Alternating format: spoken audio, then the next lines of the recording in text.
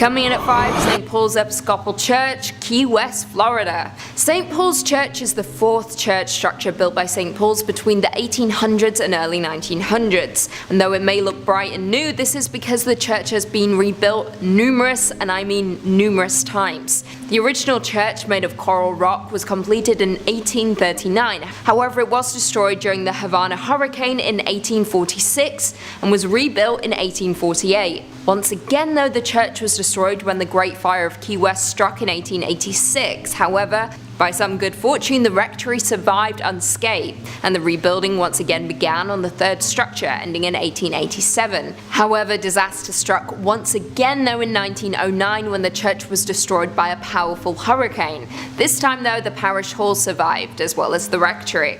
The church was once again rebuilt, and construction was completed in 1919. However, during all of these rebuilds, it was discovered that the site was once a Seminole burial ground, with the land being previously owned by the Fleming family before the church was built, and the land was only granted after the widow was assured her husband's remains that were interred on the land would not be disturbed. However, this is where it gets spooky. Legend has it that the promise was broken and the widow's husband, John William Charles Fleming, was removed from the site. Spookier still, according to some locals, his ghost still wanders the site. Other apparitions have been reported as well in the graveyard, one being a ghostly group of children who were killed in a fire set by a jealous deacon who was taking revenge on his unfaithful wife. Yeah, yikes.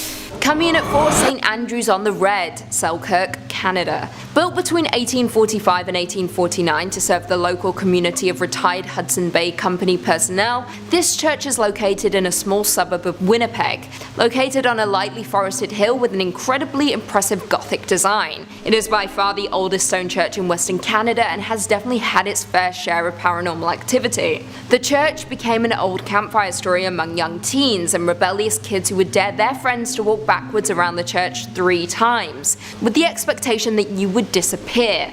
Now, of course, that never actually happened, but it was still a frightening tale to tell children so they didn't wander through the cemetery at night. Now, what makes this church truly chilling is that victims of influenza, diphtheria, typhoid, and tuberculosis from the early colonial era were interred here, and their restless spirits are said to still wander the grounds of the church. Specifically, some visitors have reported disembodied red eyes floating through the cemetery, organs playing spontaneously, as well as a mysterious woman cloaked in white who is known to rattle the gates of the church.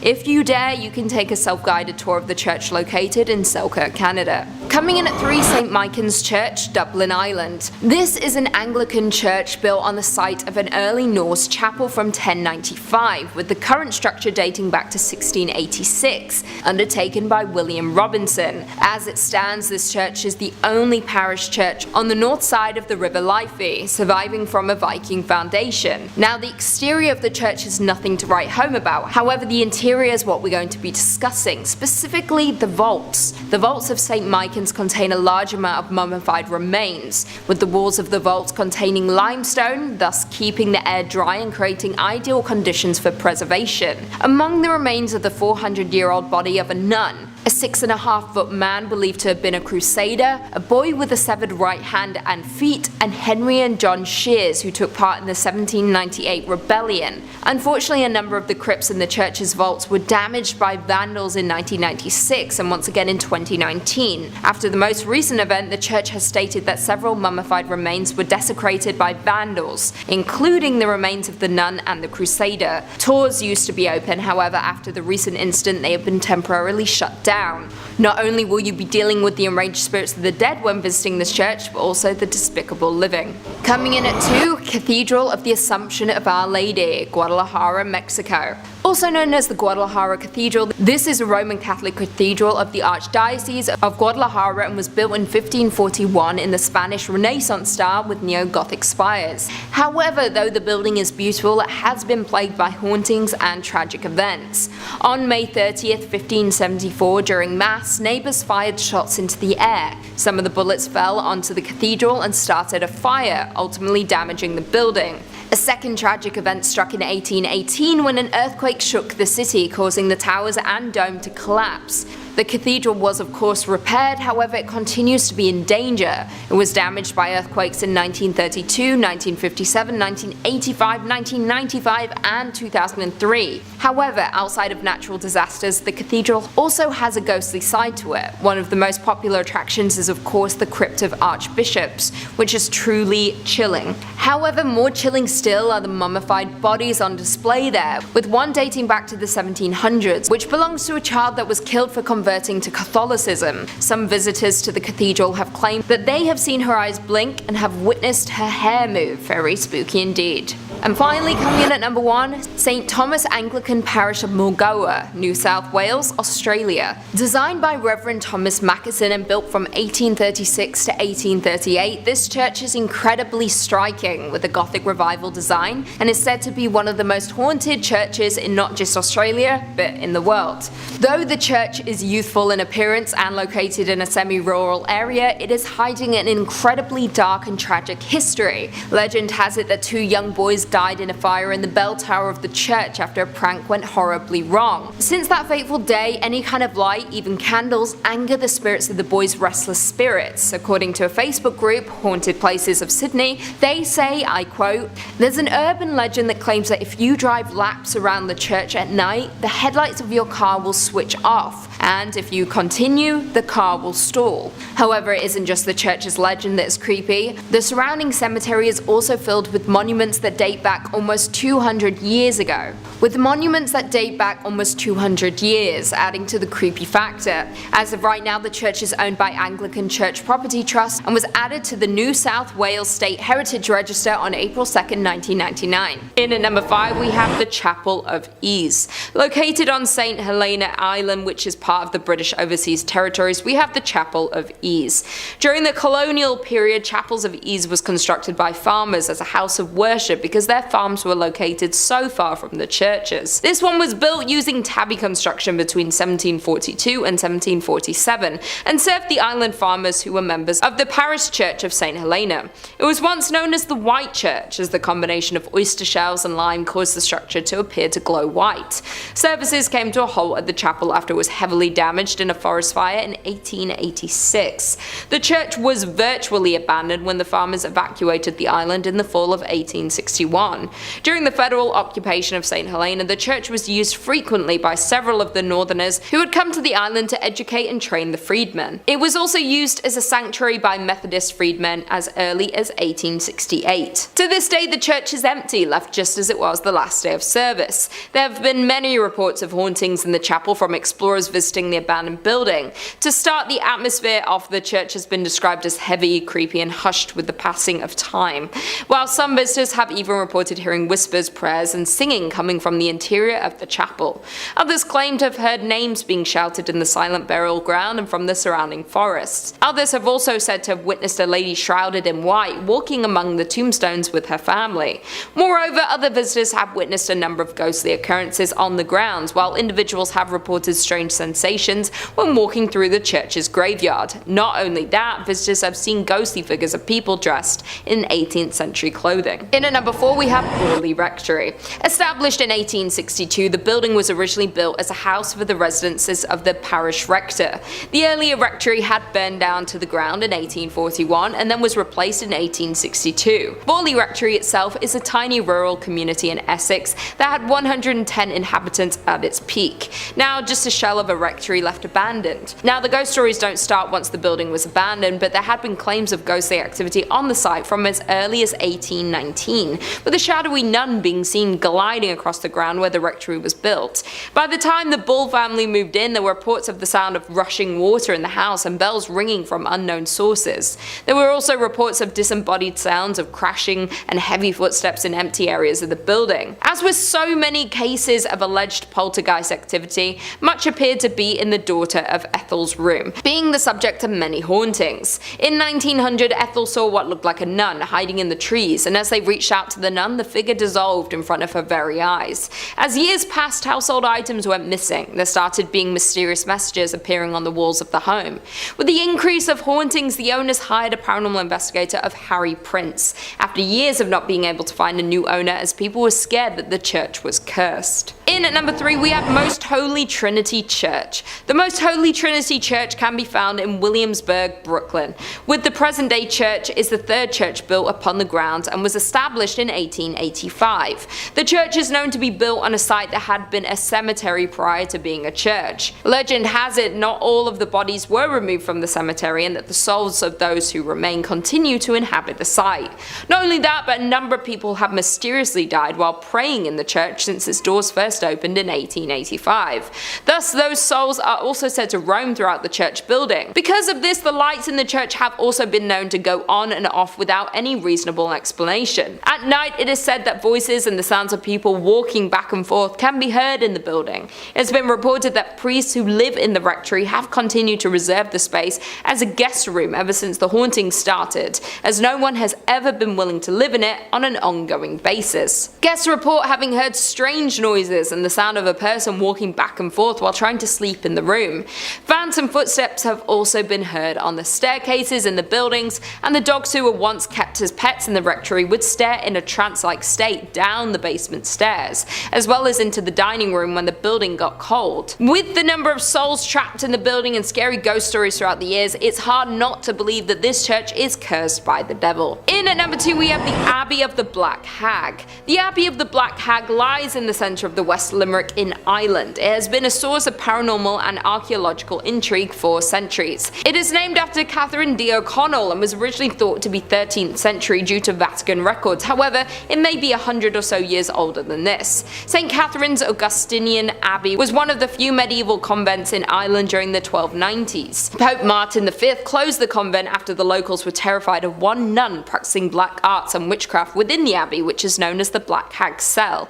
Due to the black magic performed on the grounds, it said that it brought bad fortune to the local population. The malevolent abbess was left to live out her days in the damp, deserted abbey. Due to the depraved conditions and her twisted practices, over time her skin blackened to such a degree that it gave rise to the local name for the convent, the Abbey of the Black Hag. While it's said that one ghost that haunts the convent is the Countess of Desmond, who was buried alive under the church's altar.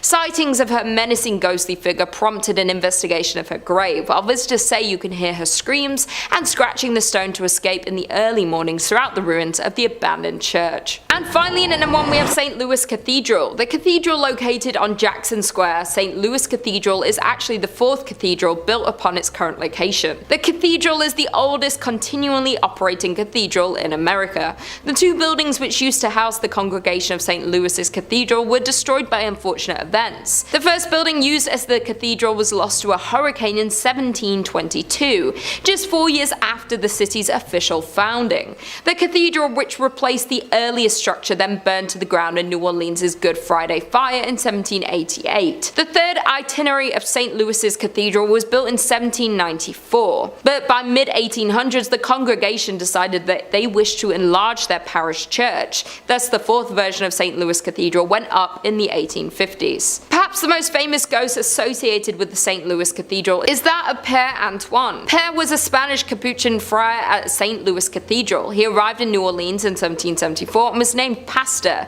His generosity and kindness to the people of New Orleans made him very popular. He was well liked by all of New Orleans. His death on January 19, 1829 was met with a somber and mourning city. He was laid to rest inside the St. Louis Cathedral 3 days after his death. Since his death in 1829, the ghost of Père Antoine had been seen in St. Louis Cathedral by an untold number of people. His ghost is easily recognized as there is a portrait of him inside of the cathedral. It seems as though the ghost of Père Antoine especially likes to show himself around the holiday seasons. Commonly, the ghost of Père Antoine is seen near the altar and on the balconies. Interestingly, the ghost has been seen in other areas of the city as well, especially in the alley next to the cathedral.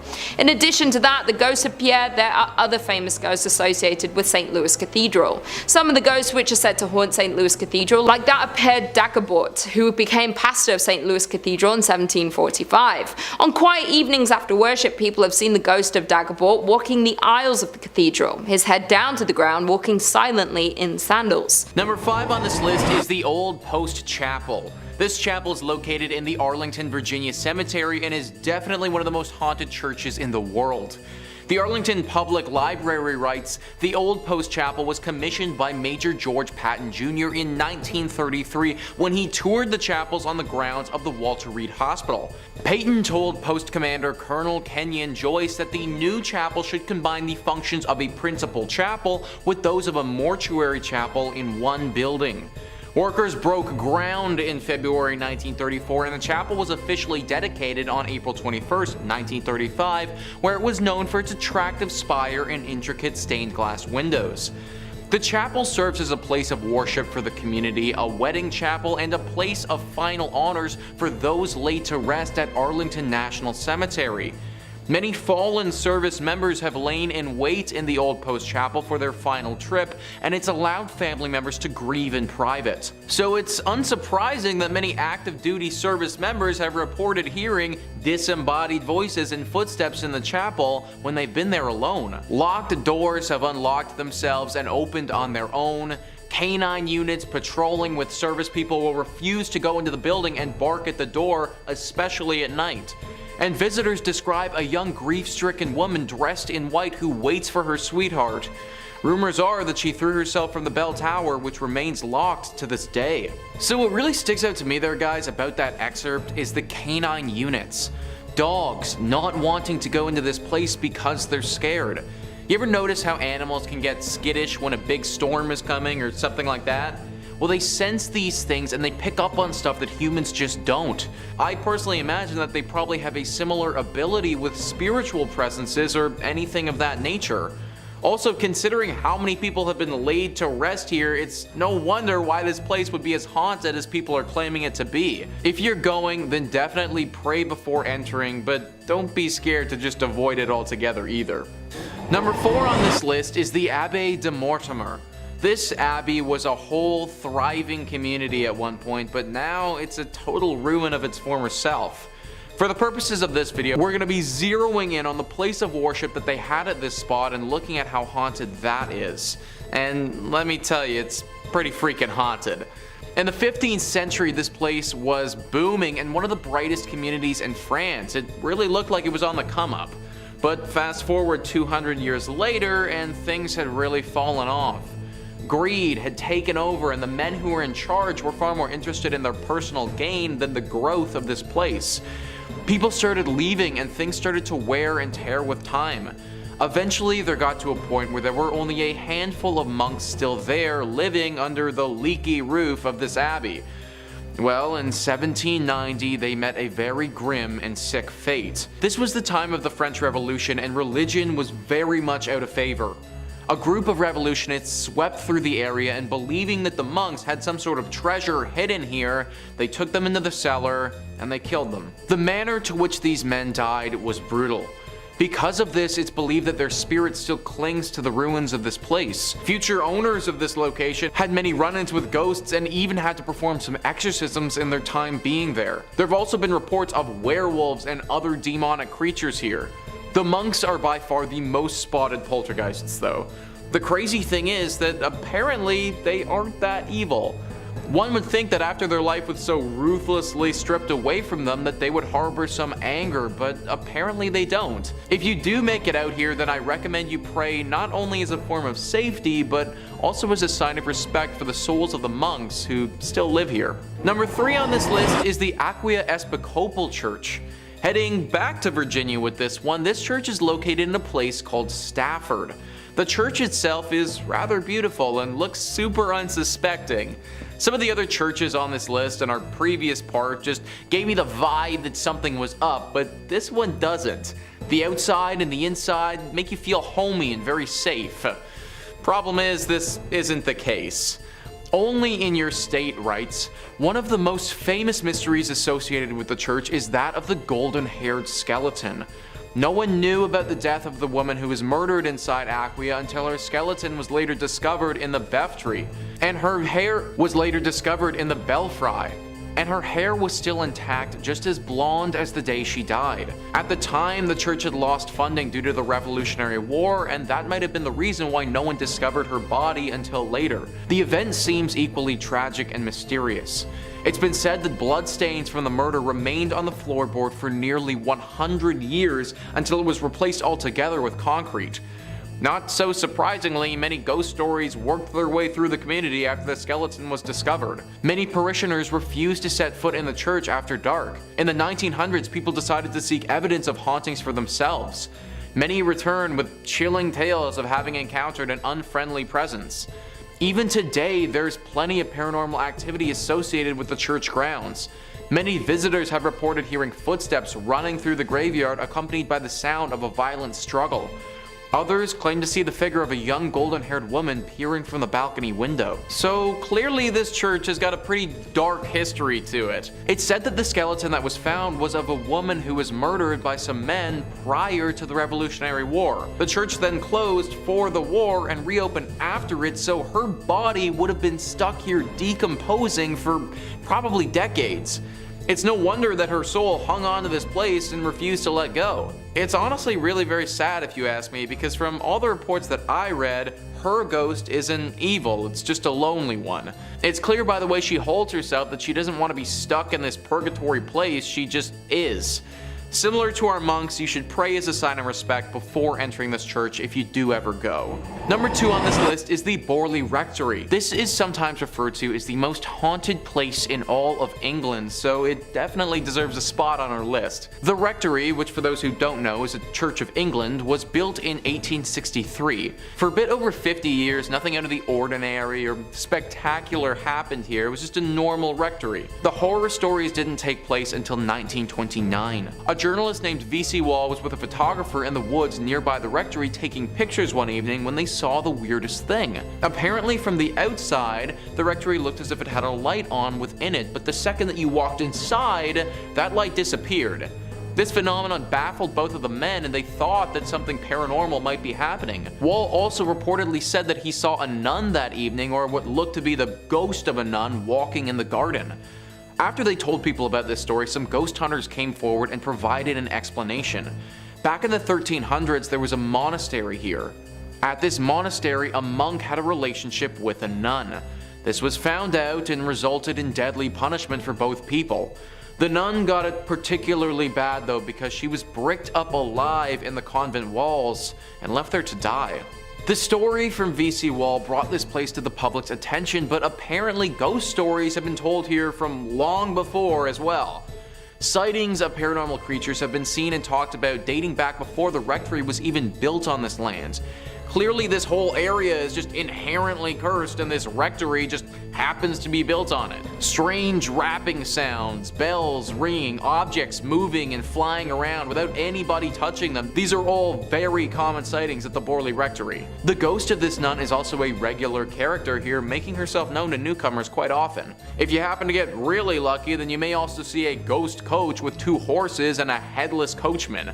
Maybe lucky is kind of the wrong word to use here, but this sighting is a lot rarer and doesn't come out to everybody. Either way, the Borley Rectory is way too haunted and should probably just be avoided at all costs. And finally, number 1 on this list is St. Paul's Episcopal Church. This church and the grounds that it resides on is haunted by a number of different ghouls. It's located in the Florida Keys and has seen many a tragedy in its days.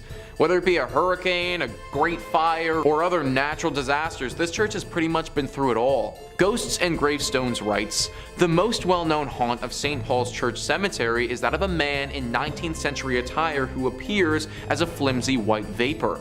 Many believe that it's the spirit of Fleming himself who seems upset.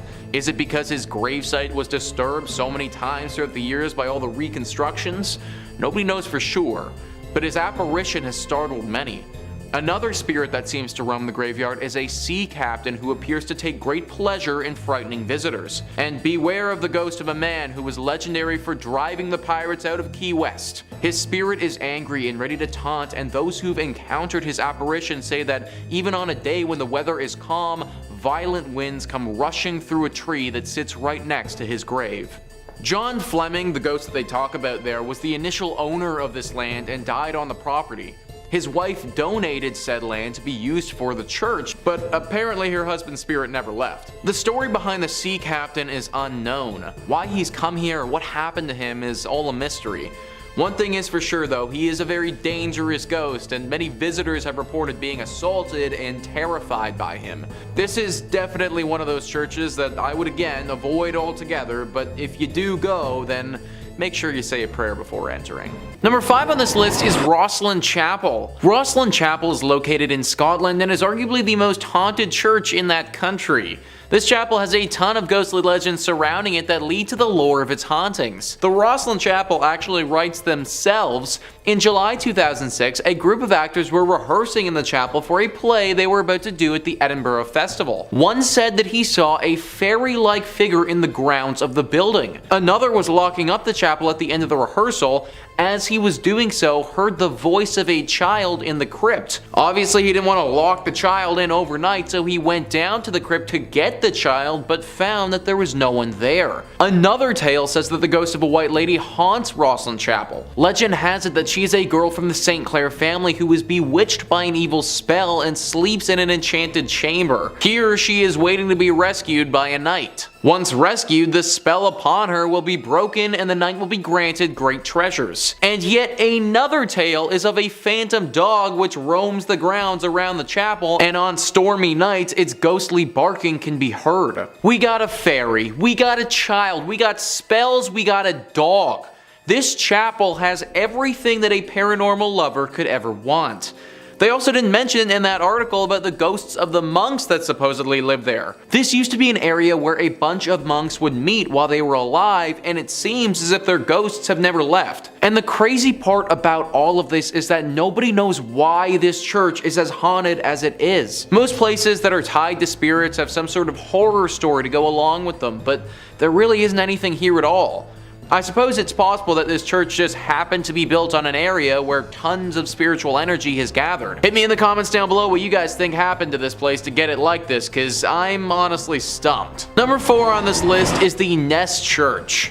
This church is located in Norway and is no longer functioning. It's actually a collection of ruins now and a very popular spot for ghost hunters. The ghosts here are very interesting and unique. It seems as if they have a strong connection to electronic devices, because whenever anyone brings an electronic device to this place, it will immediately stop working and start flashing uncontrollably. If one wants to have an electronic device here, then it needs to be specifically made to withstand strong spiritual energy. The most popular myth surrounding the ghostly presence that resides here is of a priest named Jacob Christian Finnegan. This was a priest who presided over this church from 1800 to 1837. Apparently he suffered a very grim fate here along with his children. People believe that at some point a gang of thieves came to this place and murdered him. Along with his death, they took his children and bricked them up in the church, leaving them there before ransacking the place and taking any valuables. An even darker version of the legend says that the priest did this to his children himself and then promptly hung himself in the church for the locals to later find. I'm not too sure which legend is the true one, but either one would have left their dark mark behind. The screams of these children are frequently accompanied by the sighting of this priest. It's said that he'll stalk those who come here and follow them around, giving them a horribly uneasy feeling. At this point, the church is nothing but a ruin of its former self, and considering the ghostly presence that's waiting for you,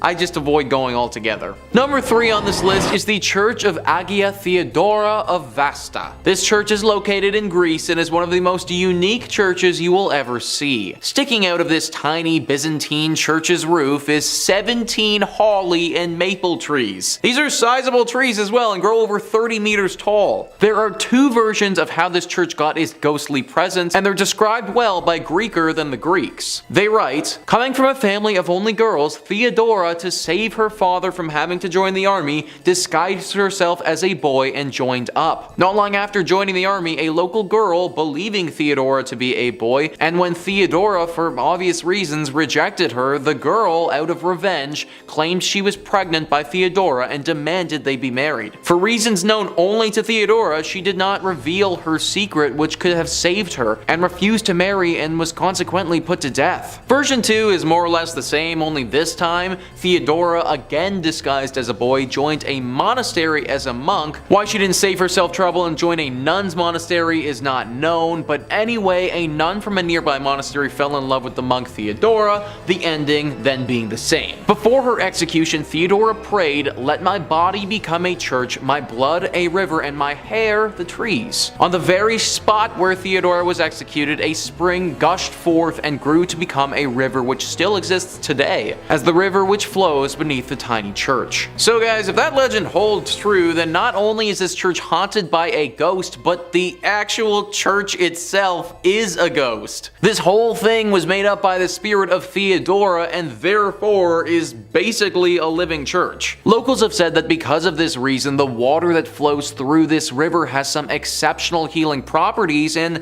can cure many ailments. Considering this church may actually be the spirit of a person who has passed, I highly recommend saying a prayer before you enter. Number 2 on this list is the Templo Mayor ruins. So a church is typically defined as a place for Christian worship, but if we loosen up the definition a little bit and just make it a building or landmark where people would have worshipped higher beings, then the Templo Mayor ruins can certainly qualify. This temple is one of the most haunted places in Mexico, and for good reason. Gaurav Gupta writes, "This archaeological site in Mexico has a blood-soaked past. It is a haunted Aztec civilization site that has made its presence felt through the time.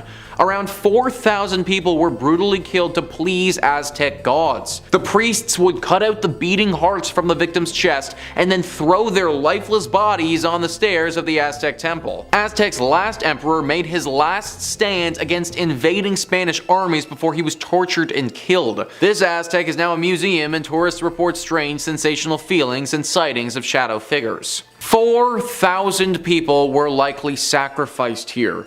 That is just an insane number of people to have died over the years. Not to mention the fact that a battle took place here, and that would have caused more loss of life in great numbers. Needless to say, the spirits of those that passed have never really left. Glowing orbs are always spotted at this place, especially in the evening. Some people have also felt contacted by the dead before. Like they go into a deep trance and get a vision of something to come or something happening in a totally other life. From my research, they've had a hard time explaining it, but they know that something paranormal has touched them. Some locals have even noted a bright light flashing up into the sky at this place before. It happens very infrequently and doesn't seem to have any rhyme or reason to it, but every now and again you can spot a beam of light blast into the sky. I don't think it's unbelievable to think that this place is deeply haunted with all of the death that's happened here. From my reading, it seems to be decently safe to visit if you go during the daytime, but I'd still say a prayer to those that were lost here. And finally, number 1 is the Chapel of the Dead.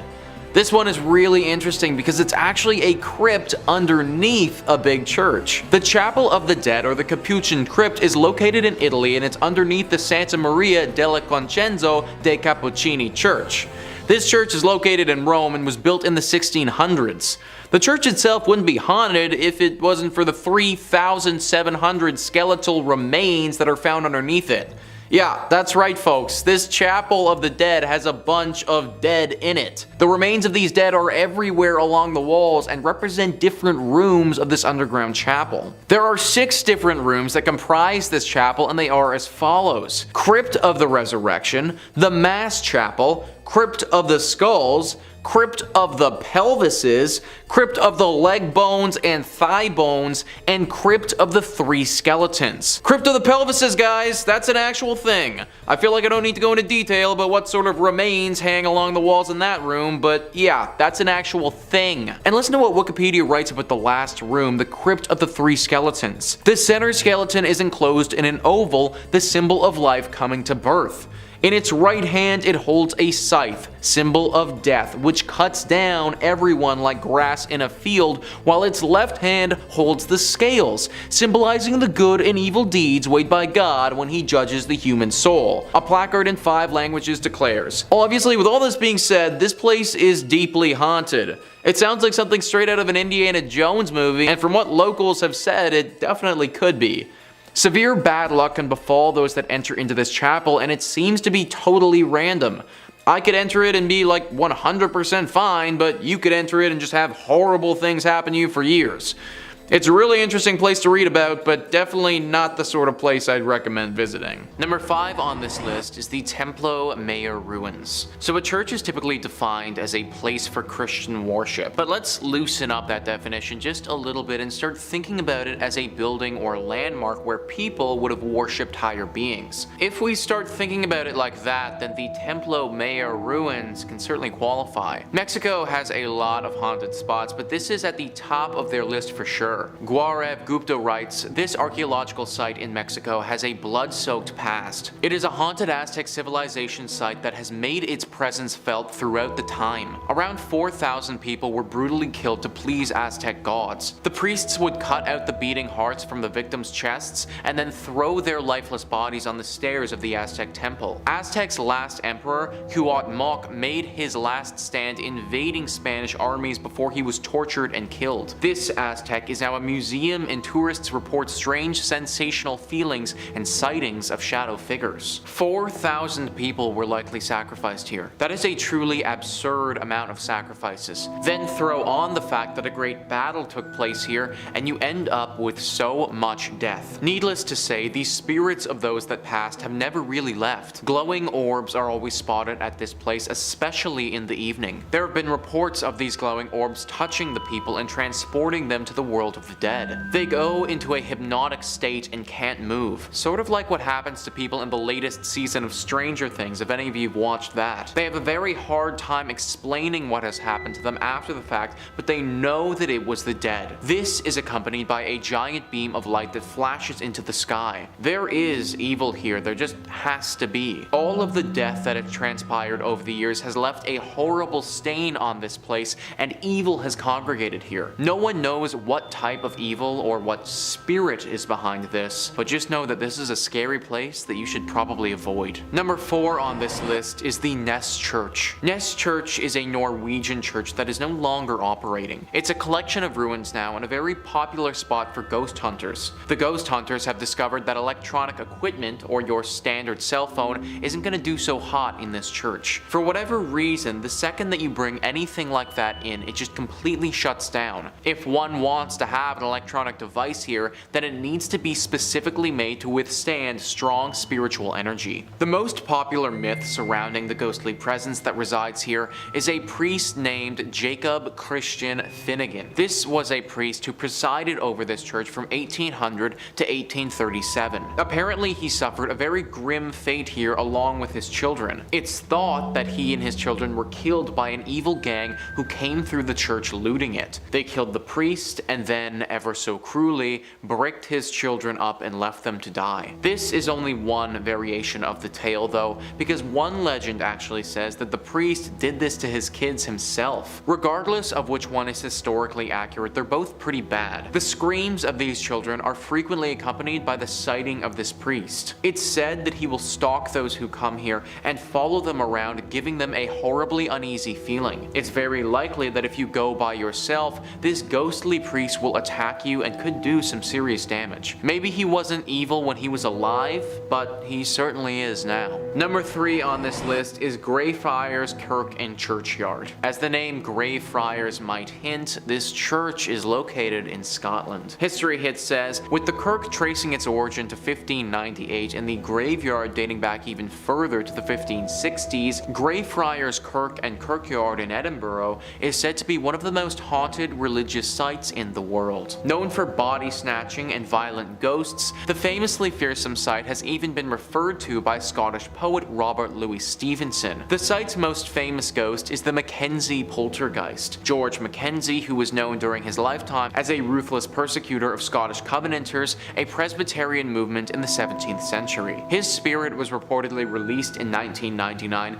when a homeless man looking for somewhere to sleep broke into his final resting place, the Black Mausoleum. Next to this mausoleum is the former Covenanters prison, which housed some 1,200 members of a failed anti-government revolution in 1679. Only 257 prisoners came out alive, with the remaining dead said to haunt the churchyard. The negative energy that surrounds this church is said to be so strong that it's attracted some pretty powerful beings. The devil, is the one being that people associate with this place. Some believe that this church is actually a secret lair for the devil, that these other demonic spirits are working to keep us away from this place so the devil can fulfill his evil agenda. If this is the case, then I think that we should do as the devil wants and leave it alone. Number 2 on this list is Borley Rectory. Built in 1863 in England, this is one of the most famous haunted churches in the world. We can thank the personalities of Ed and Lorraine Warren for bringing it into the spotlight, as they had quite the experience at this church back in the day. The horror stories began back in 1929. A journalist named V.C. Wall was a photographer in the woods nearby the rectory taking pictures one evening when they saw something very strange. From the outside, the rectory looked like it had a light on, but if you walked inside, it was all dark. Wall also saw the ghost of a nun that evening walking around the graveyard looking as eerie as you may expect. After they told people about this story, some ghost hunters came forward and provided an explanation. Back in the 1300s, there was a monastery here. At this monastery, a monk had a relationship with a nun. This was found out and resulted in deadly punishment for both people. The nun got it particularly bad though, because she was bricked up alive in the convent walls and left there to die. The 1929 story was the big one that kicked everything off, but after this happened, other stories started emerging. Stories about this land before the rectory was even built. Apparently this area of land was always haunted and dealing with ghostly presences. Strange rapping sounds, bells ringing, objects moving and flying around without anyone touching them are all very common sights at the Borley Rectory. The ghost of this nun is also a regular character here, making herself known to newcomers quite often. You may even see the ghost coach. A headless phantom coach driver is said to be around the area and will approach people every now and again and take them away. Why anyone would ever get into a coach driven by a headless ghost is beyond me, but apparently it happens. Everything about this rectory and land is evil, and it needs to be avoided. And finally, number 1 on this list is Nidaros Cathedral. This is not only Norway's most important cathedral, but also one of the most haunted as well. I mean, in all honesty, it literally looks like Dracula's castle if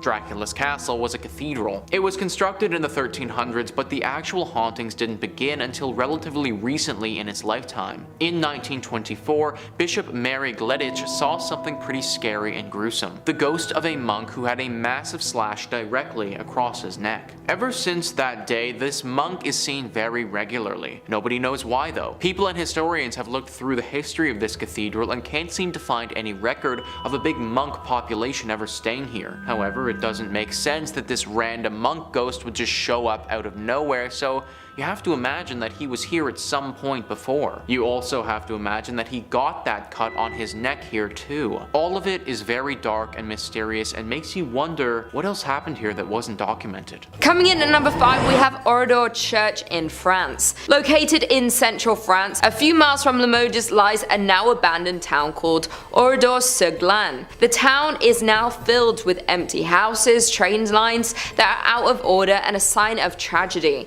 With roadside walls pocked with bullet holes, fire marks, scorching stone houses, the church roof has gone through some massive explosion. This tragedy happened on June 10, 1944, when Adolf Dieckmann received information from members of the Vichy regime that SS officers had been captured and were being held by members of the French resistance at Oradour-sur-Glane. Dieckmann led his team to Oradour-sur-Glane intent on revenge. Whether he went to Oradour-sur-Glane instead of Oradour-sur-Glane on purpose, or whether he mixed up the two towns because of the similarity in their names, is something we will never know. The men of the village were quickly rounded up, then herded into a variety of surrounding barns and garages, as the women and children were confined to the local church. Then a gas explosion was placed in the church and lit aflame. There was only a handful to survive the tragic accident that happened at the church of this town. With all the lives lost in the church and surrounding town of that night, it is said to be haunted by many spirits. As some witnesses report, as they stand at the church's windows at night, they see the dark spirits of the people who lost their lives walking through the ruined village's deserted streets.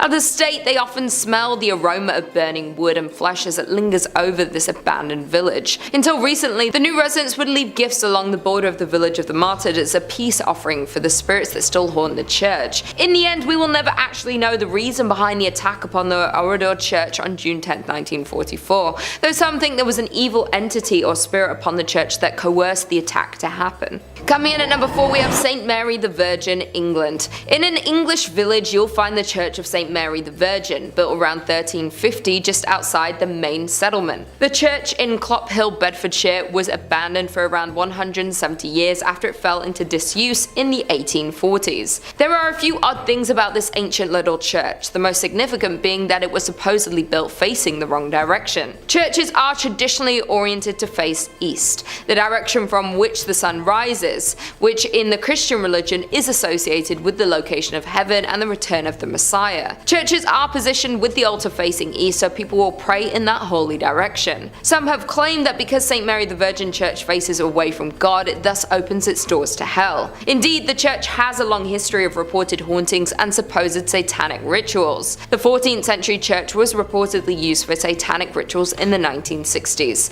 As rumor has it, bones were dug up and arranged in satanic patterns. Paranormal investigator has speculated that some kind of black magic was performed at a church in Columbkille, making it one of the most haunted places in Bedfordshire. The investigator explained that there's definitely something strange going on at the church, and this personal view is that it's down to black magic practices held there. He explains that he has also had many people confess the terrifying experience that they've had with the church. One filmmaker told the investigator that he saw a dark shape that was extremely tall coming towards him. The filmmaker and his colleague ran when he felt something grab his arm, even though he couldn't see anything. Once police arrived to the scene, instead of laughing the claim off, they congested that they've spent a lot of time guarding the abandoned site, as many people experienced the same thing. Over the years, many people have reported seeing strange things near the church, from mysterious hooded monks to tall dark figures. In at number 3, we have Egg Hill Church, Spring Hills, Pennsylvania. Considered one of the most haunted churches known to man, we have Egg Hill Church in Spring Hill, Pennsylvania.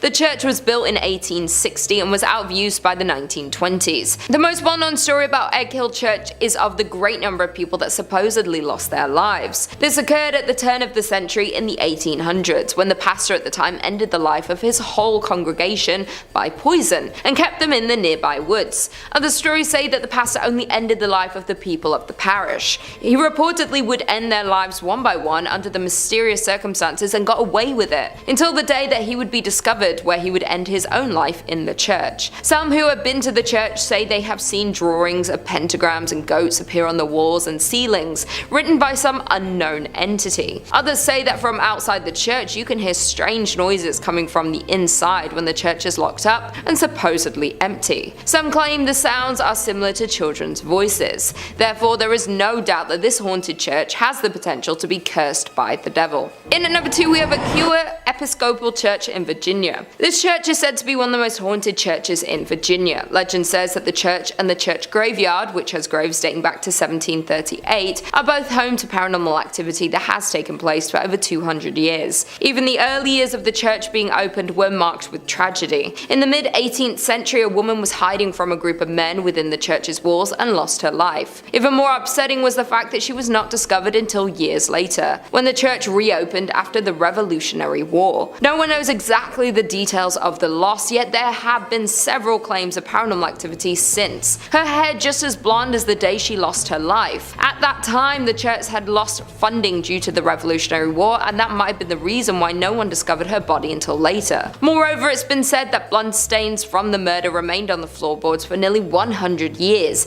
till it was replaced altogether with concrete. Many ghost stories worked their way through the community after the skeleton was discovered. Many parishioners refused to set foot in the church after dark. In the 1900s, people decided to seek evidence of hauntings for themselves. Many returned with chilling tales of having encountered an unfriendly presence. Built before the Civil War, this church is reportedly visited by the ghost of a soldier killed during the conflict. The most haunted part of the building is the church tower. Others claim that the reason for the haunting involves a young woman who was murdered there. The eerie lights and unexplained sounds are reason enough to stay away after dark. Even today, there is plenty of paranormal activity associated with the church grounds. Many visitors have reported hearing footsteps running through the graveyard, accompanied by the sound of a violent struggle. Others claim to see the figure of a young golden-haired woman peering from the balcony window. With all the tragedies and loss of lives that happen within the walls of this church, not to mention the paranormal activity, it's safe to assume that there is some evil spirits and energy cursing the church. And finally, in at number 1, we have St. Columbkille, Ontario. Dating back to 1854, 1855, St. Columbkille Church was founded and located in the hamlet of Uptergrove. The original frame church was torn down and the present brick edifice was constructed in 1905. This structure sits on a hill far back from the road and can easily be viewed when driving on Highway 12 east from Aurelia. The ghost stories have been spreading since over 100 years ago, classifying the church was haunted, and these tales have been circulated ever since. Today, the church is deemed haunted by some local residents and visitors. There have been many reports of ghost sightings, shadowy figures that will suddenly appear,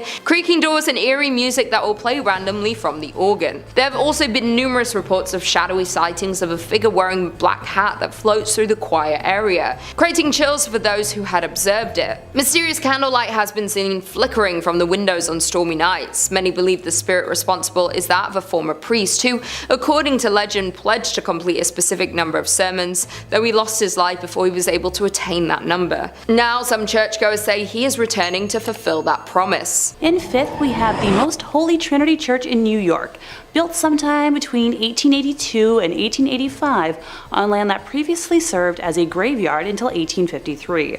According to local rumors, not all of the bodies residing there were exhumed from the graveyard, and the spirits of those left behind still inhabit the grounds to this day. The church property covers an entire city block, and it is said that there are false closets leading to bricked-up doorways, tunnels, and random sub-basements throughout the church and convent. There are also mysterious passageways on the upper levels of the church, where legend says only priests are able to enter. The church's rectory was built in 1872 by its second pastor, Monsignor Michael May, who later passed in his room on the second floor. Priests who live in the rectory have used that space for mainly a guest room ever since, as no one has ever been willing to live in it on an ongoing basis. Guests have experienced lights being switched off and on, hearing strange noises, and the sound of a person walking back and forth while trying to sleep. Phantom footsteps have also been heard on the staircases in the building, and dogs who were once kept as pets in the rectory would stare in a trance-like state down the basement stairs, as well as into the dining room when the building got cold. In 1897, a parish bell ringer named George Stell's life was taken in the vestibule of the church. Though there was a suspect in the case, a former parishioner who would later be executed for an unrelated ending of life, no one was ever convicted of the crime.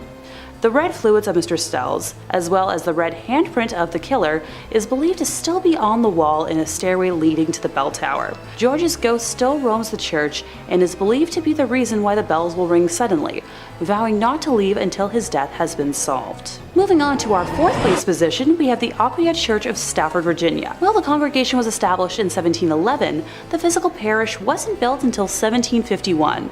It was a gorgeous brick building built on a peaceful hilltop with a two-story crucifix floor plan, which otherwise known as a cruciform, which was considered a rather unusual style for colonial churches. Aquia was built to replace two earlier sites of the Overwharton Parish, which were constructed around 1680. The inside of the church burned down in 1754 and was not rebuilt until 1757. It was then shut down from the Revolutionary War until the Civil War due to lack of funding, before reopening as a stable, campsite, and hospital for Union forces. It was during this closure that a young blonde woman was traveling the dark country roads, rural Stafford County, when a group of highwaymen accosted her. This time period was full of exasperated uncertainty from the war, and with it a severe lack of resources, food, and money. Men would wait hidden on the side of roads to steal the valuables from people walking or riding by their hiding spots. She ran from the men to the sanctuary of the church, but was only able to hide for a little while before they broke inside and ended her life. Her body was hidden in the tower, and the men were never caught. It wasn't until after the Revolutionary War ended in 1775 and the church was ready to reopen for services that what was left of her was discovered, a skeleton with golden blonde hair that was as intact as if she had been freshly slain. The red fluid that spilled on the floor from her death was impossible to remove. Despite using every trick known to man, the stains remained in the tower for well over 100 years, until during a modern renovation when the redness was covered up by concrete. With the facility still being in use today, members of the church have mentioned hearing footsteps walking around at all hours of the day and will break into a frantic run around the church at night, but no one is there.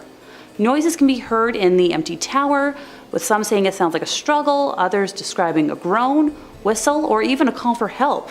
Many have also mentioned seeing a transparent woman in the church's windows, on the balcony, or even in the graveyard, dubbing her Blonde Beth after the hair of the skeleton. In the 1900s, brave people would try to stay overnight at the church, but were chased away by what they described as an unfriendly presence. A custodian working in the graveyard saw a ghostly woman's face floating above the graves, while another man saw a woman smiling at him through the balcony windows before she vanished. In the middle of this creepy sandwich, in third place, we're taking a closer look at St. Mary the Virgin, located on the outskirts of Columbkille, England. Originally built facing the west sometime around the year 1350, it's believed to have been erected on top of a leper hospital run by monks. I'd like to take a moment to note that it was built in the quote-unquote wrong direction, with churches traditionally facing east, the direction from which the sun rises, which is associated with the location of heaven and the return of the Messiah in Christian religion. Altars inside of these holy buildings would face in the eastbound direction for prayers. Some have claimed that because St. Mary the Virgin faces away from God, it thus opens its doors to hell, and ergo responsible for the tale I'm about to tell. The building was abandoned in 1848 when the rector at the time made the decision to have a new church built, instead of expanding the previous one, which was much needed due to the rapidly growing congregation. Old St. Mary's, as was dubbed by the locals, was then primarily used as a mortuary chapel, holding bodies before they were buried in the adjacent cemetery. By the 1950s, St. Mary's had become so run down that it could no longer fulfill that use, with just the outdoor walls and tower remaining. In March 1963, the tomb of an 18th century apothecary's wife was broken into, and the bones were arranged ritualistically in the middle of the church. And once again on Midsummer's Eve of 1969, multiple women's graves were broken into, with bones being removed and rearranged once more. While the specific individuals involved in these acts were never identified, the arrangements found resembled those used in black mass rituals performed by satanic groups at the time. After the first incident in 1963, a rare decision was made to rehollow, or in more simple terms, re-bless the altar that was left in the building, in a failed attempt to protect the building from evil. Later that year, Reverend Harold Colthurst reported stumbling upon a group of men in the building that were in the midst of a mysterious ritual, being quoted as saying that the men were trying to communicate with evil spirits, chanting some sort of mumbo-jumbo. They were definitely in league with the devil. Modern-day visitors to the now landmark have reported seeing a plethora of ghostly figures during the day and nighttime, faint lights moving about before vanishing mysteriously, along with reports of a chilly and oppressive atmosphere even during warm days. In second place, we're visiting l'Abbaye de Mortemer, or Mortemer Abbey. It was originally built in 1134 on land gifted by King Henry I. The stagnant water of the drainage lake, which was dug out by the monks to dry up the marshy land, was called Mortemer, or the Dead Pond, giving the monastery its name. Totally not ominous or anything. The monks constructed what was then one of the largest monasteries in the world on said land. The legend says that after the passing of his only son, King Henry wanted to reform his daughter Matilda and had her locked in a room in the abbey for 5 years. The anger and hate she felt from being sent away and isolated stained and seeped into the walls of the monastery, cursing it for eternity. After her eventual release, she went on to live until 1167, when it said her spirit returned to Mortemer Abbey to haunt the area as the White Lady. She is said to appear on nights close to a full moon, moaning as she drifts through the now ruins of the monastery. Those that have seen her report that she alternates between wearing black and white gloves. If she appears to you with white gloves on, you're destined for good luck. But if she appears with black, you'll be expected to pass within a year. Alas, Matilda is not the only spirit one must worry about if visiting the abbey. When the monastery was at its peak in the 1500s, a frail and suffering woman was brought to the monks with an illness it was believed that only they could aid. It was revealed that she was possessed by the spirit of a wolf and cursed to become a werewolf for several nights. The monks chained her to a room and conducted multiple exorcisms in an attempt to eradicate the spirit. The monks were able to exorcise the evil wolf spirit or demonic force out of the woman, but it then attached itself to the grounds and walls of the monastery. Several hundred years later, in 1884, a man named Roger Saboureau was hunting in the woods nearby when he was attacked by a large werewolf. He shot it multiple times, killing the creature, but when he returned home at dawn, he found the body of his wife bearing wounds matching those he had given the wolf. People say the spirit of Roger's wife and his own heartbroken spirit still wander the area when the moon is full. The abbey was exorcised by the church in 1921, but still remains haunted to this day. And coming in first place, we have the Abbey of the Black Hag, locally known as Monaster Galaduf, Please don't curse me for my pronunciation, St. Catherine's Abbey, or simply as Old Abbey. It's located roughly 2 miles east of the village of Shanagolden, in the townland of Old Abbey. Gee, can you tell where it got its name? One of the earliest recorded nunneries in Ireland, with its first official record being around 1298, it was built on land donated by John Fitzthomas, and has the typical layout for abbeys of its time, with a dining hall, cells, isolated meditation areas, and other rooms still able to be identified amongst the ruins today. During the 15th century, there was a major battle for supremacy in the area between the Earl Fitzgerald and the prestigious Butler family, of which the Earldom of Ormond belonged. It got to such an extent that the local bishop was known to pray for peace between the families at masses. During one of the nightly attacks, Earl Fitzgerald attempted to get his wife to safety, but as he was pulling her onto his horse, an arrow pierced her thigh, shattering the bone and spraying red bodily fluids. As he rode on, the Countess appeared to have succumbed to her injury, leading the Earl to seek sanctuary at St. Catherine's. The heartbroken man was certain his wife had passed, so he swiftly buried her beneath the altar and continued elsewhere to find safety. As the night went on, the nuns and residents began to hear hair-raising screams and made the decision to rebury the Countess in hopes of bringing her peace. When they dug up the body, they discovered her fingers were broken and her nails had been torn off. The poor woman had been buried alive, with a very slow and torturous end of her life. To this day, it is believed that the Countess has been unable to find peace and continues to scream in anguish, waiting for her husband to save her from a fate truly worse than death. Moving slightly ahead in time, we come to the Black Nun herself. Described as one in the order that wasn't content with being humble, helping others over herself, and the servitude to God, she instead craved power. The hag had her own cell, where she worshipped Satan and performed black magic, becoming a slave to the occult. This was the highest form of blasphemy in the church, and the other nuns in the order fled the abbey, while the hag remained in her now house of darkness. To complete her rituals, the Black Nun would venture into the local community and perform depraved, lewd acts and offer sacrifices, with bones of young community members later discovered on the grounds. In modern times, visitors have reported seeing the dark, shadowy figure of a nun wandering, the feeling of being constantly watched, and a disembodied hand reaching towards them. It has been reported that flashlights cannot function in the nun's cell, and modern batteries drain too quickly to have any sort of rational explanation. Number 5 on this list is Hallstatt Karner. Hallstatt Karner is one weird church, man, let me tell you. I'm all about unique and cool decorations, but human body parts? Kind of where I draw the line, guys. Discovery.com says many bone churches and ossuaries are decorated with femurs and pelvises, but at Hallstatt Karner, the skulls themselves are decorated. More than 600 of the skulls on display in this Beenhaus, also known as Bone House in English, bear their former owners' names, professions, and the date of their death. Many are also adorned with decorative garlands and flowers. But perhaps what makes this bone church stand out the most is the fact that the most recent remains to be interred here belong to a woman who passed away in 1983 after having requested the Beenhaus as her final resting place. What's more, she might not be the last because the church is still open to receiving similar requests. So yeah, the dark secret here is that there is literal bones still being added. 1983 is really not that long ago when you think about it, and like the article suggests, that's probably not the last person to have been thrown into this array of skeletons. I guess it isn't, but it feels like this should be illegal or something. At the very least, it's just super weird.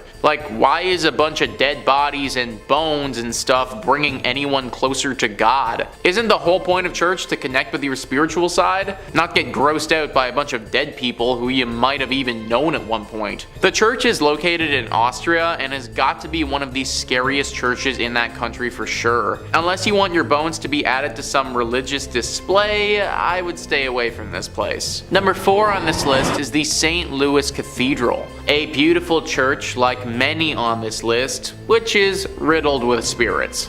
List first says, like the city it serves, the St. Louis Cathedral in New Orleans is a font of strange myths and legends. Originally built by the city's French rulers, the modern cathedral wasn't completed until the 1850s. According to lore, the ghosts of the old structure came along for the ride. One of the cathedral's better known ghosts, Père Dagobert, was an 18th century priest. Dagobert was renowned for his kindness, especially his willingness to treat the poor and terminally terminally ill. During the 1760s, several members of his congregation decided to revolt against the city's new Spanish rulers. The mainly French and Creole rebels successfully pushed the initial Spanish force out of the city, but a larger force later managed to claim New Orleans for the Spanish king. Infuriated by the earlier rebellion, Irish-Spanish governor Alejandro O'Reilly decided to not only execute the rebels, but also leave their rotting bodies on the doorstep of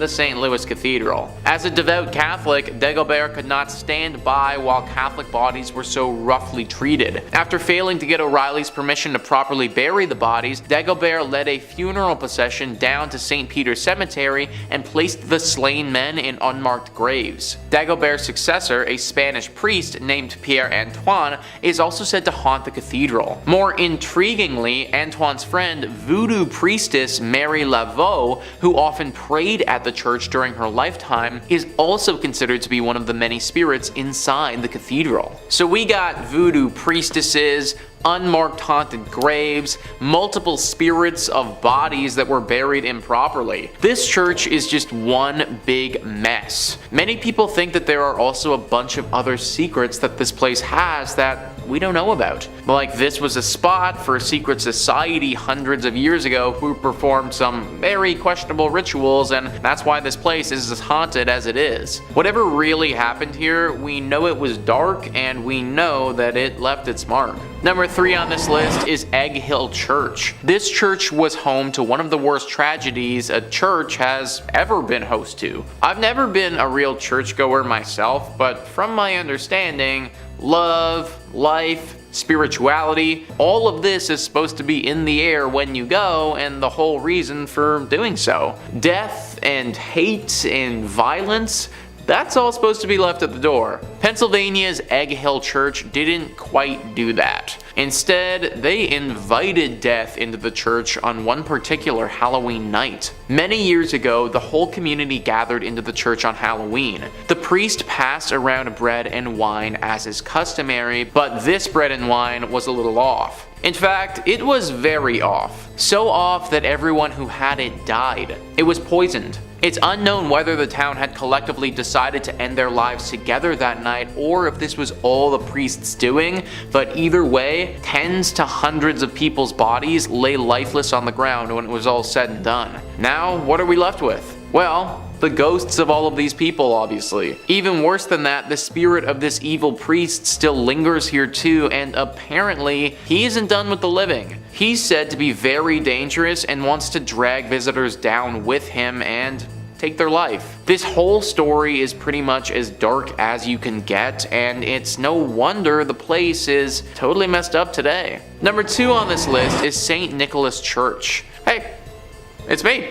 It just so happens that my church is haunted by a dozen spirits. Great. List first says St. Nicholas Church is practically haunted by default. That's because the village of Pluckley, its home, is reputably the most haunted locale in all of England. The Kent village is home to the Watercress woman, who occupies the Pinnock Bridge, and to the ghost of a schoolmaster who committed suicide in front of his pupils. According to a conservative estimate, Pluckley contains no fewer than 12 active spirits. The church itself is said to be the home of both the beautiful ghost of Lady Daring and the Lady in Red, a ghost who searches the adjacent churchyard for her lost baby. The ghost of a former miller who worked in the area is also said to haunt the churchyard in search of a long-lost love. Also, the ghost of a monk at nearby Greystone's house is also said to be seen during the night. Finally, visitors to St. Nicholas have reported seeing lights in the church's windows when no one was inside. So we have another church with just a plethora of horrible things. Someone taking their own life, a missing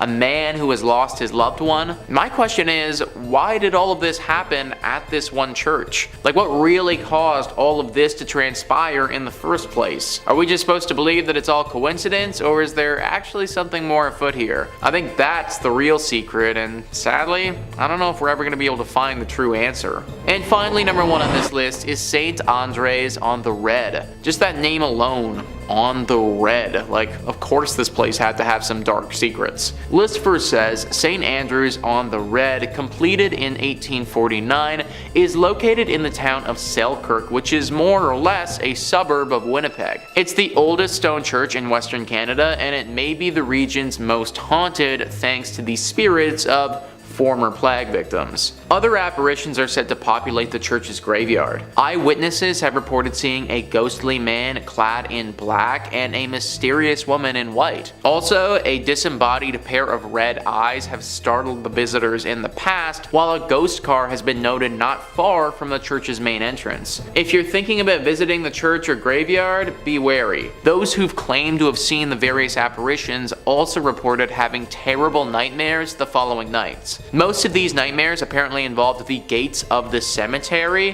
which rattle even though no hands are seen shaking them. Some people can't shake these nightmares either. The occasional individual will have these persist for months or even years. I'm sure that the architecture and natural beauty is nice and all, but I'm not trying to risk nightmares for a year to see it. I do wonder what happened to those gates though. Is it some weird thing with the wind that's causing it, or is it what people suggest, some type of ghostly intervention? I tend to think some sort of spirit has to be involved, considering the thing with the nightmares happens as well, but you gotta wonder who. Sometimes I really do think that being a paranormal investigator would be awesome, because you could get to the bottom of these things, but then again, that's a pretty unforgiving profession. Number 5, St. Mary the Virgin Church, Clophill, England. I gotta say, that sounds like it's a fake place, like where Sir Topham Hatt lives. Well, not only is it real, but it's home to a bone-chilling haunted church, St. Mary the Virgin Church. Now, St. Mary was built in 1350 outside the main settlement of totally real place Clophill. Traditionally, churches are built facing the east. I didn't know that. It's so it can align with the sun rising, which in Christianity is associated with heaven and the Messiah. Churches have their altars facing east, so you pray in that holy direction. Well, St. Mary's just had to be a little different, and this church is facing the west, facing away from God. And it's why some people believe the church is hosted to evil spirits, as facing west means they've shunned God and opened their doors to the devil. Paranormal investigators have strongly suspected the church as being host to satanic rituals. As the church fell into disuse, it became a popular spot for vandals, and if you believe the legends, black magic. In 1963, a local couple saw 2 people wandering around holding a human skull, which definitely I think would cause you to look twice. The people told the couple that they had found the skull in St. Mary's, where it had been jammed into a wall. When the couple went to investigate, they found on the floor a breastbone, pelvis, and leg bones, all laid out in a pattern used for black mass. Pretty spooky. Scattered cockerel feathers and tracings of 2 crosses filled in red were found inside the church as well. And as if that wasn't slightly unnerving enough, they also found that 6 graves of women in particular had been tampered with as well. All signs seem to be pointing towards some dark rituals happening at St. Mary's Church. Common sightings at the St. Mary's Church range from smaller scale things like strange screeching during the night or hearing the bell going off despite being long abandoned, and the more threatening reports seeing tall, dark figures wandering the ruins of the church, perhaps getting themselves ready for another ritual, or perhaps they've been contacted by a ritual and are arriving. Only thing I know is I won't be checking out the midnight mass there anytime soon. And if you're interested in way more scary stories of all manners, cryptids, conspiracies, churches, hauntings, aliens, we've got a little bit of everything at Top 5 Scary. So click on through, find something to get cozy with, and subscribe, and make sure you hit that bell so you catch all of our videos as they drop. But do all that stuff at the end of this one, okay? Because we got way more haunted churches for you coming right up. Number 4. Our next entry on the list today is going to be the Aquia Episcopal Church. And if you haven't said that, try saying that 10 times fast. I dare you. Located in picturesque Stafford, Virginia. The church has 200 years of history to it, which means it's also got approximately 200 years worth of ghost stories to study. When the church was first built way back when in the 18th century, it was stained by an unfortunate tragedy. You see, the surrounding areas were exhausted by war and the lack of resources, food, and money, and as such, brigands would take to the dark country roads to attack innocents during the night for whatever they had on them. Well, one young woman was hiding from a gang of highwaymen and marauders and sought out the church as a safe haven. Unfortunately, the bandits eventually caught up with her and she met an untimely end. Now, these men were never caught for their crime, and her body was not found for hundreds of years, left there to rot and decompose. And many believe that because of this, her spirit is tied to the church. And there have been several reports of hauntings ever since the discovery discovery of those accursed bones. Visitors mention hearing footsteps frantically scattered around at night. These footsteps break into a run, but if you go searching, you'll never be able to find anyone attached to them. Voices can be heard in the room where she was attacked, some saying it sounds like a call for help or a painful scream of a struggle. Some go so far as to say they saw a transparent apparition of the woman in the church's windows or on the balcony. One story comes to us from a custodian who worked the graveyard shift there in the 1990s, claiming that he saw a ghostly woman's face floating above the graces, and says that he saw her smiling at him through the balcony windows before she vanished. One last one on this church. In the 1990s, to celebrate the bicentennial anniversary, the church sent out an invitation to a group of Civil War reenactors to fight a mock battle on its ground. During the night, one of the reenactors was complaining that there was a red and orange light that was flickering the entire night during the church that prevented him from sleeping. The man explained this to the father of the church, and the father explained back that there was no electricity in the vestry, and that the light must have been the spirit confused by why the Civil War had started up again. Imagine, you're a ghost, you're already out of time, and then you look outside and you see guys from your time? My little ghostly sense of the world would be so thrown off. I would have to buy a new ghost calendar. Number 3. Monaster Nagayal de Duff, or Abbey of the Black Hag if you don't got all that time. Wow, you see that? You see what that church is called in that little chyron below me right now? I'm just supposed to pronounce that with my lips? Okay, it's also called the Abbey of the Black Hag, and that's what we're going with. We're not calling it that other thing. I'm not doing that. Black Abbey of the Hag, only name this church has ever gone by, and it was built in 1298. And it was one of the well-known medieval convents in Old Ireland. The remains of the abbey still stand today in a secluded valley, making it already mysterious and supernatural place just that much more supernatural and overgrown and spooky. I mean, the place is called the Abbey of the Black Hag. You don't name a place that unless it's extremely haunted or if there's like a cool boss fight or something there. Sounds like it's straight out of Dishonored. It's believed that the last abbess, horrible word by the way, in charge of the abbey practiced witchcraft, and in the scary way, okay? She brought death, misfortune to the surrounding areas. Pope Martin V condemned the abbey, not being down for witches at all. The accused witch left to live out in the damp, deserted abbey by herself, which she probably loved because it sounds scary. Over time, her skin blackened, her hair furled, and her soul twisted, leading to the place being renamed the Abbey of the Black Hag. And if you can believe it, there's actually more to this one. The Count and Countess of Desmond once called the abbey home when attempting to flee their attackers, where the Countess was fatally struck by an arrow and buried by her husband. But it wouldn't be the end of the Countess, because sightings of a ghostly figure around the ruins of the abbey were common, meaning someone eventually went to dig up that grave, finding worn out finger bones, meaning she was still alive when she was buried. It's said now that a woman's panicked shrieking can be heard in the early hours around the abbey. Number 2. The Borley Rectory. The Borley Rectory is an old London estate that has the unique distinction of being considered the most haunted building in the United Kingdom. No big deal, or anything.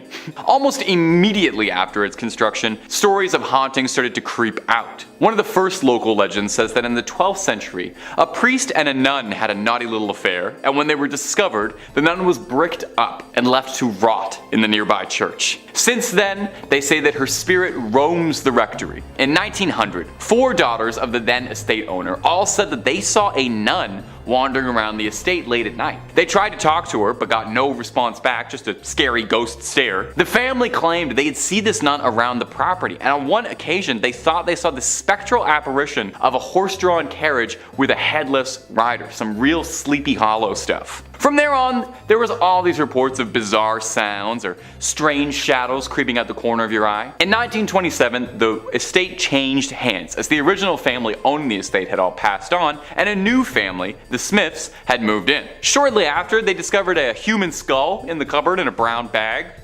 Which is not a great housewarming gift, to be honest. They reported poltergeist behavior, unexplained footsteps, lights flicking around them, and the same sightings of headless specters. Now, they only lasted 2 years, not being down for any of the hauntings or skulls in cupboards, any of that business. And the next family, the Foysters, didn't have much better luck. They had objects flying around their home, and on one occasion claimed their daughter was attacked by something truly horrible. They moved out as well. And the last owner of the rectory would be Captain Gregson, who accidentally lit the estate ablaze while unpacking, although insurance claims they think the fire was started intentionally, perhaps in a desperate attempt to cast away whatever evil has been trapped in the Borley Rectory for so long. or perhaps he unintentionally unleashed it out into the world.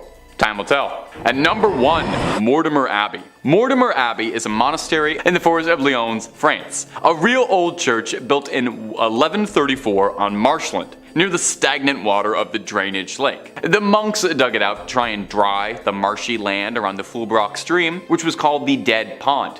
In French, Mortemer, which is where the name comes from. You can kind of hear it there. Mortemer, you know. Perhaps it's this history of being built on a dead pond is why Mortemer Abbey was doomed to be haunted. Now, the abbey flourished for centuries, but over time started to become claimed by the passage of time, and it fell into decline and disrepair. In the 17th century, there was an attempt to try and rebuild the abbey and recapture its former old glory, but the decline was already pretty present and it set in by that point, and by the time of the French Revolution, only 5 monks still remained in the abbey. Eventually, the abbey would collapse entirely and go private, and in 1863, the abbey would find itself in the hands of a rich Parisian family, the Delarues. Mr. Delarue moved his wife and his sons into the abbey, but soon discovered they weren't the only tenants. While walking the lawns, the young people of the house saw a light from the library. As if by an invisible hand, these hatches unfastened, their handles turned, and the windows and doors all opened.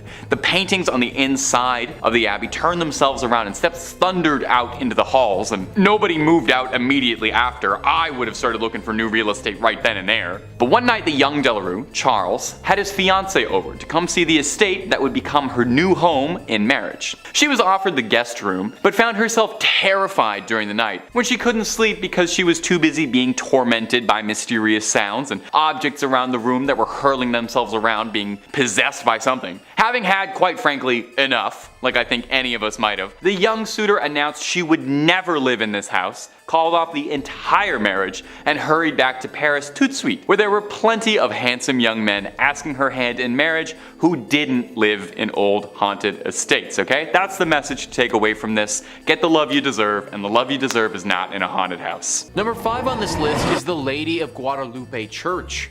This church is located in New Orleans and is known to the locals as being one of the most haunted spots in the whole city.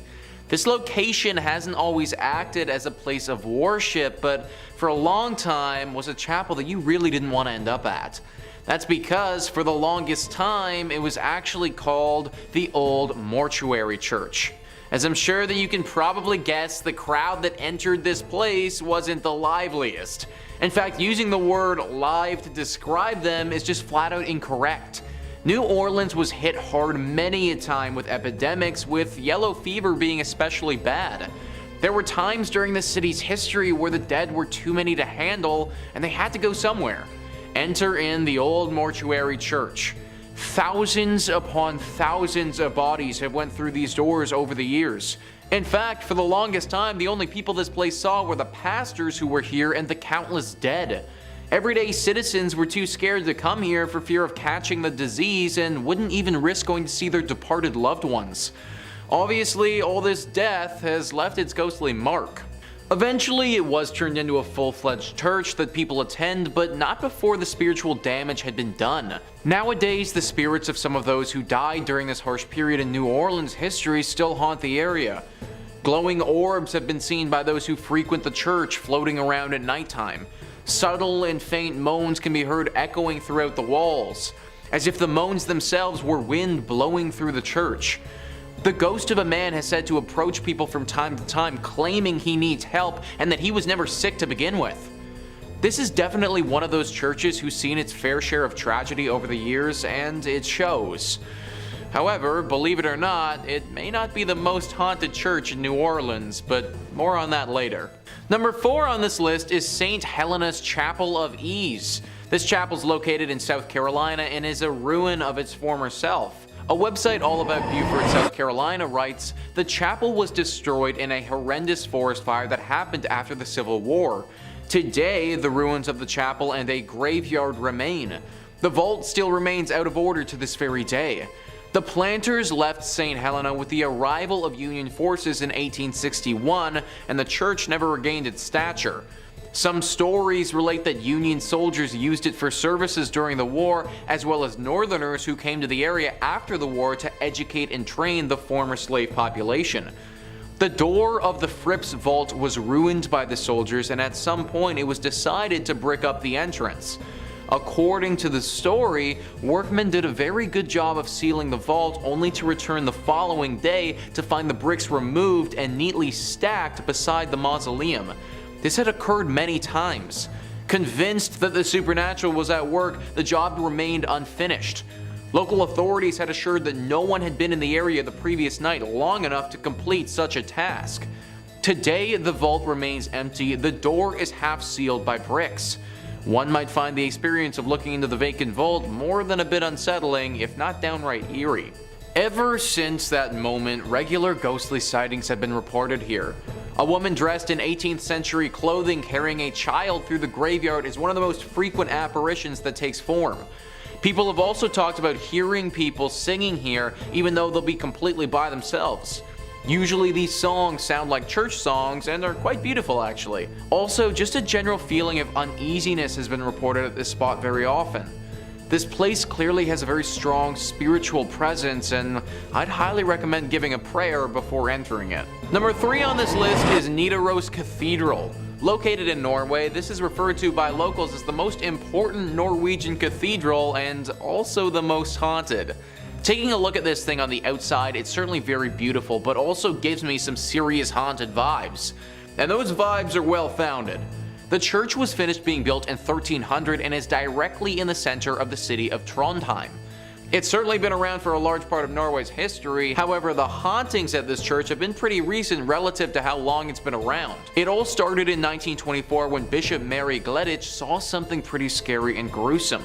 The ghost of a monk who had a massive slash directly across his neck. This monk has been spotted haunting the church ever since, but the weird thing is, nobody knows why. Historians have combed through Norway's history and can't seem to find a time that any order of monks would have stayed at this church. Now at the end of the day, this doesn't mean that having a ghost monk is impossible by any means. It's totally possible that a singular monk just happened to be at this church for some reason and through some tragedy died, or by the nature of that cut was potentially murdered. Whatever his reasoning for being there, he certainly is. Many visitors have spotted him, and some have said that they've seen him playing the organ in the church before.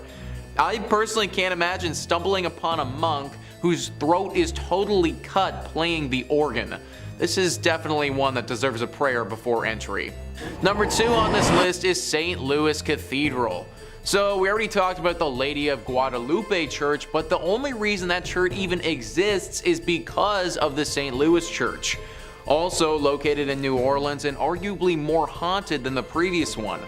This church is interesting because one could argue that it's been around a lot longer than the other New Orleans one, but that also isn't necessarily true. That's because this is actually the 4th church to go up on this spot. 3 previous times the church that was here has suffered serious damage that caused it to get replaced. One was from a hurricane that swept through the entire area and totally knocked the church to the ground. One was by a raging fire, and one was simply by wear and tear of being around for so many years. It was during one of the times that this place was in disrepair that that other church was built. Along with these incidents, it should also be noted that the church used to be used to bury some of New Orleans' prominent figures.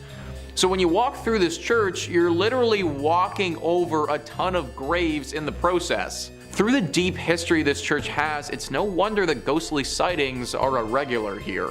Perhaps the most famous ghost associated with St. Louis Cathedral is that of Père Antoine.